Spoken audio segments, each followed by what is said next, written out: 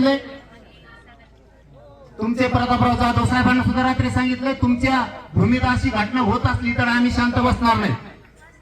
SP साहेबांना बोललो, तांबे साहेबांना, कोकळे साहेबांना बोललो, त्यांनी सांगितलं सगळ्यांवरती गुन्हे दाखल होऊन सगळे अटक होतील। आता मला यांनी सांगितलं 21 जण अटक झाले।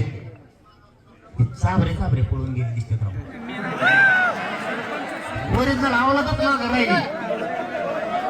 आणि जे लाभार्थी नाही, जे टोळीतले ते गटले, हे चाबरे पळून गेले, लवकर सापडत नाही।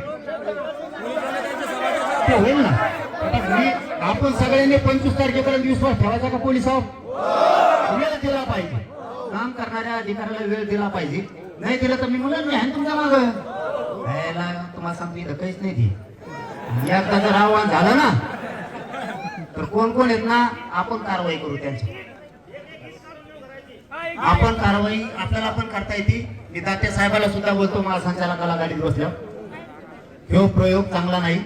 यांनी केलेला छत्रपती शिवरायांचा अपमान, पुतळा काढून फेकून दिलं, लयच मात झाला देऊ, लय मात झाला। आधी महिलेला मारणं,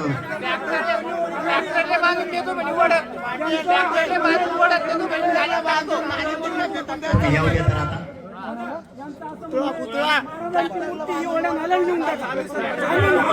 अरे पोलिसावर विश्वास ठेवा। ही पुतळ साहेब, ही पुतळ हलणार नाही का कधी?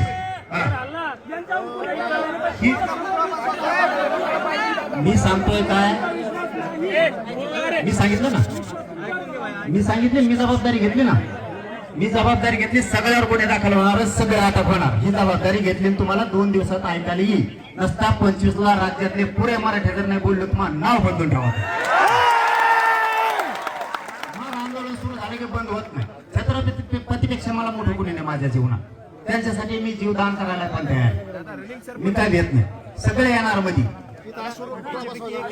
आणि हे सांगते तीच 1 नंबरचा आरोपी करा, खालीवर नका करू। आणि कोणाचा दबाव आला ना, प्रामाणिक सांगा, तुमची नोकरी भिजवून देत नाही। आणि दबाव घ्या, जाणाऱ्याचं जर राजकीय करिअर उद्ध्वस्त नाही केलं ना तर जरांगेचा अवलाद सांगणार नाही,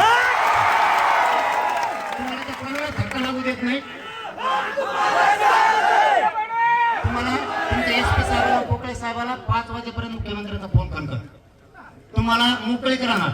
जसे संतोष भाई देशमुखांच्या प्रकरणात पोलिसांना कोमाव साहेबाला मोकळीक होते काम करायची, तशी मोकळीक मिळणार कोमाव साहेबाला सुद्धा आता महादेव मुंडेच्या प्रकरणात मोकळीक आहे।